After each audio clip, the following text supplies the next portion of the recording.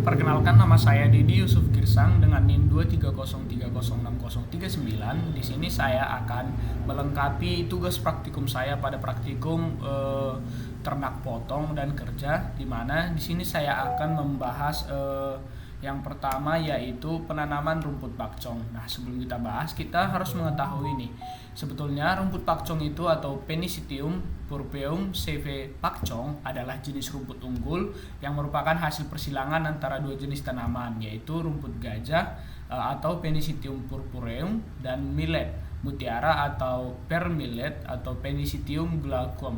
Nah, tujuan praktikum yang kali ini itu penanaman rumput pakcong itu adalah untuk mempelajari teknik dan budidaya yang tepat melalui dari persiapan lahan, penanaman bibit, pengaturan jarak tanam, hingga pemeliharaan dan panen agar menghasilkan produksi yang optimal dan berkualitas tinggi. Nah, pada praktikum ini alat-alat yang kita gunakan yaitu adalah polybag yang berfungsi sebagai wadah atau media tanam dan cangkul untuk menggemburkan dan meratakan tanah, serta arit atau parang yang kita gunakan untuk membersihkan lahan nantinya, atau rumput-rumput gulma seperti itu. Selain itu juga kita menggunakan meteran untuk nantinya atau mengukurnya itu. Kalau tidak meteran, kita bisa menggunakan tali plastik untuk membatasi area penanaman dan mengukur petak lahan yang akan digunakan. Bahan utama dalam kegiatan praktikum ini adalah tanah sebagai media tanam yang dimasukkan ke dalam polybag serta bibit rumput pakcong menjadi objek penanaman. Tanah yang digunakan itu diambil dari area sekitar yang dipilih memiliki struktur yang gembur dan subur agar mendukung pertumbuhan rumput pakcong. Nah, kegiatan penanaman ini diawali dengan tahap persiapan lahan. Seperti ini sudah ada saya print untuk contohnya. Nah, pada persiapan lahan kita pertama-tama itu membersihkan, lalu dibersihkan dari gangguan seperti hama, gulma, dan batu atau ranting plastik, sampah-sampah organik lainnya juga. Itu untuk pembersihan itu memastikan area tanam bebas dari hal-hal yang dapat menghambat untuk pertumbuhan tanaman serta meminimalkan risiko persaingan antara rumput pakcong dan gulma pada awal masa pertumbuhan. Nah, setelah nantinya kita bersihkan, lalu kita ukur, kita batasi, kita buat batas untuk tempat kita menanam atau meletakkan polybag terlebih dahulu nanti. Nah, kita mengukurnya itu dengan ukuran 3 x 3 meter dan menggunakan meteran alat ukur tadi. Nah, area yang telah kita ukur tadi dibatasi tali plastik seperti ini. Nah, jadi ini berfungsi sebagai penanda area kerja agar tetap fokus serta membantu dalam menjaga kerapian simetris dalam proses pembuatan dan penataan petak dan peletakan polybag kita. Nah, tahap selanjutnya itu pembuatan 4 petak tanah berukuran sama, misalnya 1 x 1, atau setiap petak itu dipisahkan dengan jarak 30 sampai 50 cm. Nah, di sekelilingi masing-masing petak atau paret atau saluran drainase sedalam 10 atau 15 cm gitu. Untuk itu digunakan cangkul. Nah, setelah jadi petakannya, kita nantinya membuat polybag yang telah diisi tanah serta kompos lainnya di atas dari petakan yang telah kita buat. Jadi setelah kita buat itu, kita tanam rumput pakcong ke dalam, di mana itu tadi polybagnya itu diisi 3/4 bagian volume untuk memudahkan perendaman air dan pengaturan media tanam. Nah, jadi posisi miring itu juga memudahkan tunas baru. Itu posisi miringnya itu untuk peletakan rumput pakcongnya kita buat di dalam polybag.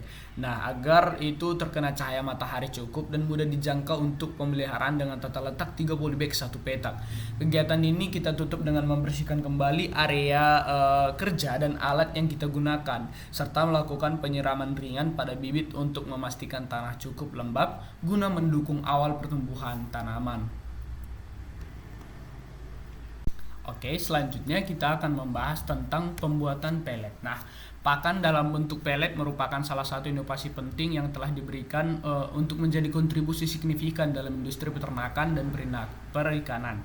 Nah, pelet adalah pakan buatan yang dibuat dari campuran berbagai bahan baku seperti tepung ikan, tepung kedelai, tepung jagung, vitamin, mineral, dan yang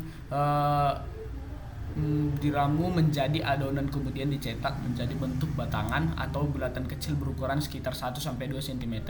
Nah, dalam kegiatan kali ini kita menggunakan alat seperti wadah pencampuran atau baskom, ember, ataupun terpal bersih. Nah, pengaduk manual berupa spatula serta gelas ukur untuk mengukur volume molasses dan air. Selain itu diperlukan alat penggiling untuk bahan-bahan berukuran besar, mesin pelet sebagai alat utama pembentukan pakan.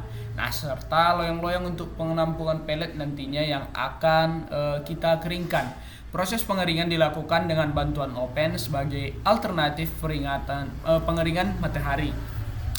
Pelet yang telah kering kemudian disimpan dalam wadah kedap udara agar kualitasnya tetap terjaga. Adapun bahan-bahan yang digunakan dalam praktikum ini antara lain tepung tapioka, tepung jagung, bungkil kedelai, bungkil inti sawit, dedak padi, tepung rumput odot, mineral mix, molasses, air bersih, serta minyak nabati. Nah, jumlah masing-masing bahan itu disesuaikan dengan formula pakan yang akan dirancang sebelumnya. Jadi prosedur praktikum diawali dengan penimbangan bahan-bahan kering. Nah, setelah penimbangan kita buat seperti ini. Nah, dilanjutkan dengan penggilingan bahan berukuran besar agar ukurannya nantinya itu menjadi lebih kecil dan seragam. Molasses dan air bersih disiapkan secara terpisah ya. Ini seperti ini tadi molassesnya. Nah, selanjutnya kita itu mencampur seluruh bahan kering. Nah, bahan-bahan ini tadi yang ada di bawah ini kita campur. Nah, ini tadi sudah kita alasin pakai alas yang bersih. Nah, jadi semua bahan-bahan dicampur. Selanjutnya itu kita tuang molasses serta air. Nah, kemudian ditambah perlahan ke dalam campuran sambil terus diaduk sehingga menjadi konsistensi yang sesuai, lembat namun tidak lengket. Nah, minyak nabati juga ditambahkan nih pada adonan supaya bertahap bila diperlukan. Nah, campuran semakin homogen. Setelah adonan siap, mesin pelet kita operasikan hingga suhu stabil tercapai. Lalu adonan dimasukkan sedikit demi sedikit, lalu diproses menjadi butiran pelet yang hasil cetakan ditampung dalam loyang hingga sebelumnya ini tadi pemasukan bahan yang telah kita campur ke dalam pencetakan pelet.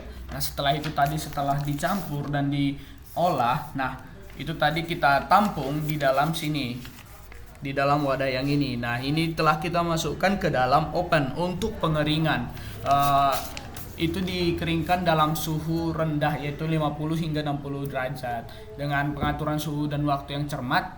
Lah, setelah kering, pelet didinginkan pada suhu ruang yang dipertimbangkan. Lalu untuk mengetahui berat akhirnya, selanjutnya pelet disimpan dalam wadah kedap udara yang telah diberi label berisi informasi formulasi dan tanggal pembuatan. Nah, pada tahap akhir dilakukan pengamatan terhadap karakteristik fisik pelet seperti kekerasan, warna, aroma, serta daya terima secara umum. Nah, sekian penjelasan saya tentang pembuatan pelet serta penanaman rumput pakcong untuk memenuhi kegiatan praktikum saya pada praktikum ternak, potong, dan kerja. Sekian saya ucapkan terima kasih.